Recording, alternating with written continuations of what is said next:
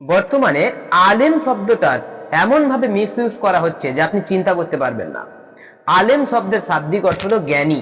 তাহলে আপনাকে যদি আলেম হতে হয়, আপনি যদি একজন প্রকৃত আলেম হন, তাহলে আপনাকে জ্ঞান অর্জন করতে হবে, আপনাকে জ্ঞান চর্চা করতে হবে। কিন্তু বর্তমানে আমাদের কি হচ্ছে, সমাজে 3, 4, 5 বছর মাদ্রাসায় পড়ছে, কোরআন মুখস্থ করছে, তাকে আমরা বলছি উনি আলেম।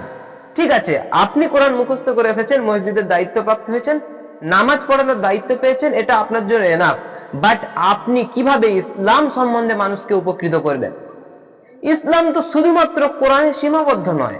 শুধুমাত্র কোরআনে সীমাবদ্ধ তখনই হবে যখন পুরো কোরআনটা আপনি বুঝবেন, মানুষকে বোঝাতে সক্ষম হবেন। আপনি তো শুধু মুখস্থ করছেন। মুখস্থ বিদ্যা সমাজকে উপকৃত করতে পারে না। একজন প্রকৃত আলেম আপনাদের কারণেই সমাজে বিভিন্ন বাধার সম্মুখীন হয়, সত্য কথা বলতে ভয় পায় আপনাদের কারণেই। আপনারা ইসলামকে বিক্রি করে দিচ্ছেন। মানুষ যখন আপনাদেরকে ইসলাম